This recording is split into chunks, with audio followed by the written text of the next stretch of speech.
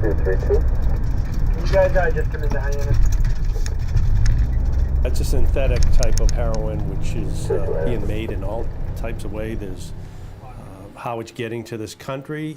It seems to be coming through Canada from China and then crossing the border that way, where heroin the other way is coming through Mexico or from the Middle East, but more primarily it's been shifted coming through Mexico from Colombia.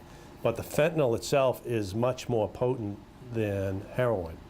And it's hard to detect with the standard field testing kits that we have.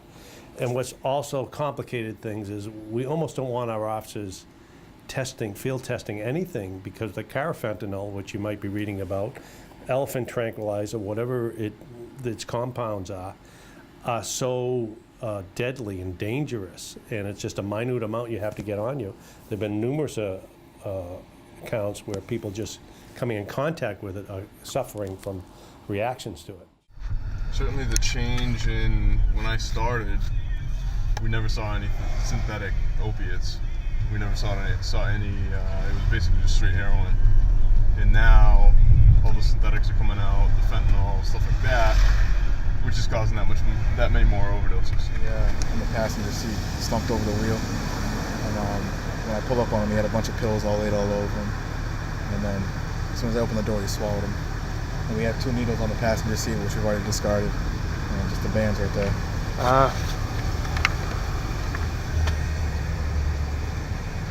What is alarming is the amount of fentanyl that is being discovered in all this materials we're coming across now. It's almost all samples are coming back with fentanyl in them, which sometimes can explain why we might have more deaths, which we are experiencing more deaths. This year we've had 36 overdoses to date and 5 dead.